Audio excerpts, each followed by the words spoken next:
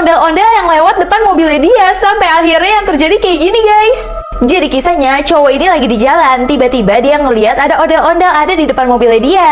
Ondel-ondelnya itu minta uang, tapi dia itu nggak peduli sama sekali dan nggak mau kasih uang sama sekali. Nah setelah itu dia ke supermarket, dia merasa ondel-ondelnya itu terus ngikutin dia. Bahkan kasirnya nanya, ondel-ondelnya nggak sekalian beli apa kak? Itu ngebuat dia jadi takut banget dong guys. Tapi dia itu nggak bisa ngeliat apa-apa sama sekali, sampai tiba-tiba di depan rumah temennya dia malah ada ondel-ondel yang besar banget yang menghantui dia. Bahkan ondelnya itu masih mintain dia uang, kayak kesel gitu tadi didiemin. Tapi ternyata semuanya itu cuma mimpi doang. Dan dia itu sebenarnya memang ada ondel-ondel depan mobilnya dia.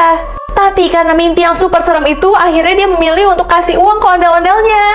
Setelah bantuin ibu-ibu yang melahirkan, dukun beranak ini nggak boleh nengok ke belakang sama sekali. Ternyata karena ini. Jadi kisahnya, saat tengah malam tiba-tiba nenek ini dibangunin sama om-om ini. Nenek-nenek ini adalah dukun beranak. Karena dia itu memang tugasnya seperti itu, dia itu ikut aja om-om ini karena istrinya baru aja mau melahirkan. Akhirnya nenek ini mau bantuin istrinya dong, tapi dia bingung kenapa si om-om ini kalau jalan cepet banget. Bener-bener nggak kayak manusia gitu guys. Bahkan sesampainya di rumah, nenek ini bingung banget. Kok ada rumah sebesar dan seterang ini ya di desa ini, karena nenek ini nggak pernah ngeliat sama sekali. Tapi kebingungannya hilang saat dia ngeliat istrinya itu bener-bener lagi kesakitan dan butuh bantuan neneknya. Akhirnya nenek ini bantuin istri ini untuk melahirkan. Tapi syaratnya si om-om ini bilang, "Nek, abis keluar dari rumah ini, nenek jangan lihat ke belakang ya." Nah, si neneknya mulai curiga, kenapa memangnya jangan lihat ke belakang? Neneknya mulai merinding dan ketakutan banget, tapi rasa penasarannya lebih besar. Akhirnya dia mencoba deh ngeliat ke belakang. Dan ketika dia lihat, ternyata rumah itu tuh udah nggak ada. Dan yang ada ternyata cuman kuburan doang. Di situ neneknya langsung lari banget. Neneknya pun baru sadar orang yang dia tolongin tadi bukan manusia. Setiap cewek ini ngedit fotonya di aplikasi kecantikan, tiba-tiba muka aslinya juga berubah jadi kayak gitu. Sampai akhirnya ini yang terjadi. Jadi kisahnya, cewek ini bernama Dodohe yang terkenal merupakan cewek paling cantik di sekolah ini. Tapi tiba-tiba ada cewek yang merupakan junior dia bernama Yuna yang kayak merebut posisi dia. Bahkan si Dodohe jadi merasa dia itu jelek banget dan mulai timbul jerawat. Sampai tiba-tiba pas dia lagi insecure, dia itu dapat SMS di mana dia itu ditawarin aplikasi kecantikan. Dia mulai merubah bibirnya, semuanya jadi cantik banget. Tapi dia nggak nyangka kalau apa yang dia rubah itu benar-benar terjadi di kenyataan. Kepopulerannya dia jadi kembali lagi dan dia menjadi cewek tercantik di sekolah ini. Tapi ternyata aplikasinya cuma sementara doang, jadi dia itu harus membeli paket yang permanen. Tapi caranya ternyata dia itu harus memiliki perjanjian dengan iblis dengan menukarkan selalu darahnya dia supaya dia bisa cantik terus. Langsung kabur kalau didatengin badut ini di rumah sakit, ternyata karena ini. Jadi kisahnya, ada bocil yang lagi sakit di rumah sakit, tiba-tiba didatengin badut ini dan bocilnya seneng banget karena badutnya itu menghibur.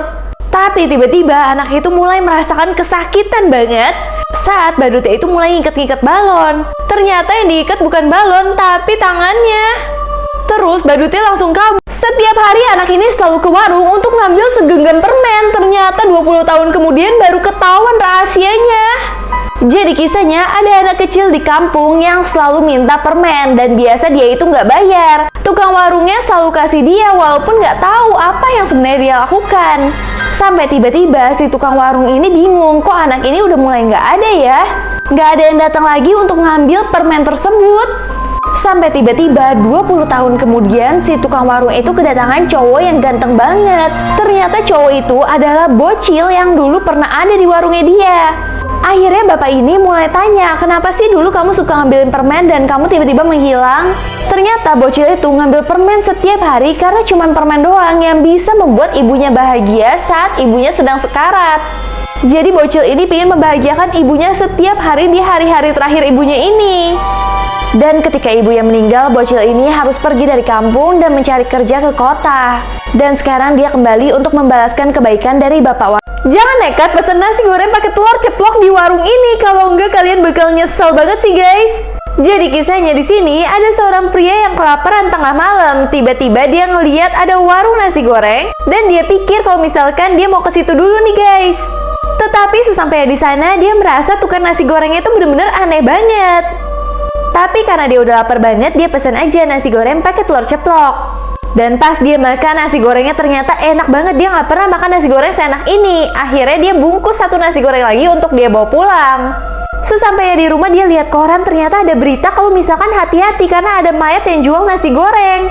Dan fotonya sama persis sama orang yang tadi.